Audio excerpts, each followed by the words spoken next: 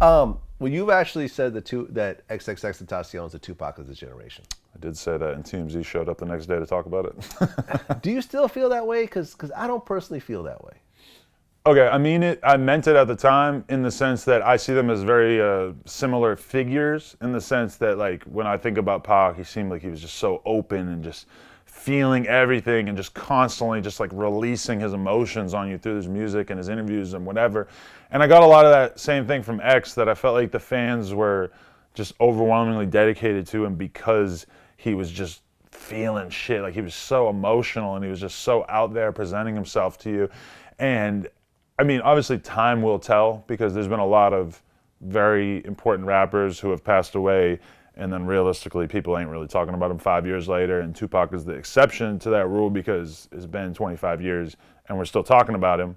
Will X's legacy stand that test of time? I don't know, but I will say that in terms of just like seeing an irrational outpouring of love and support for somebody who passed young, I just can't think of an example of somebody I've seen who I would really put in that category besides Tupac and Biggie. I feel like whatever Pac was to his generation, X is that to a large percentage of kids out there. You don't think Nipsey is more of a realization of that than X? I mean, the Nipsey thing was big, but I feel like Nipsey is kind of regarded as more of like an icon of his community and of being this sort of like stand-up West Coast representative, whereas with X, I saw these kids having like a really unhinged obsession with the music, more so specifically. Like, they loved him as an artist. I feel like they loved Nipsey as a person in a lot of ways. I feel that, I think that's a very good point.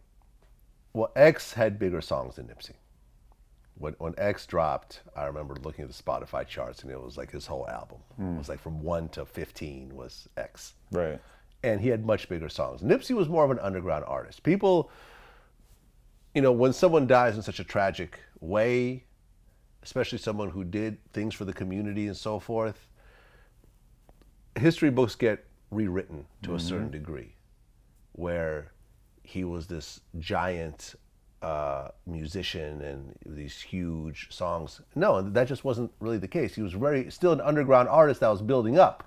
That last album was really dope, and I think that last album was potentially a springboard to bigger things. But he definitely didn't get the love from the radio or the media or any of that shit. Like, you do not hear Nipsey Hussle on the radio, even in LA. He gets it now. Yeah, he gets it now. When you hear Racks in the Middle and all these fucking songs, that came after he died. Right, but you're kind of like, why were these songs not bumping? Like, why were people not getting behind these songs while he was alive? It seems kind of weird, even for myself. I'm like, I DM'd Nipsey. I tried to get in touch with him a little bit, but I never really went above and beyond to really do content with him. I know you had an interview with him and stuff. I've interviewed him, yeah. I mean, when I think about it now, I'm like, damn, he was such an LA icon that I was really slipping by not going more out of my way to really try to get that, you know? I mean, I have a long laundry list of people that I was about to interview and they passed away. Right. A bunch of people, from Dick Gregory to Ronnie Newt to I forgot the Baton Rouge artist who got killed. To like G Money, people who had literally had interviews scheduled that never made it to the interview. Wow. So you're not going to get every interview. Life happens, and I did get one of John Witherspoon's last interviews. I thought that was crazy. Dope, and his life story, essentially, which I thought was very important. But which at the end of the day is really what best thing you could accomplish. Create a blueprint for people to create the definitive blueprint for a person, whether it's really earlier in their life or really late in their life, to have that stick in there. And I got that from you in large part too. It was like realizing when you make that piece of content, you might get 90% of the views it's ever going to get in that first week, but it's sitting there and being Googleable and being something that's going to stand as like a tomb to this person has massive importance.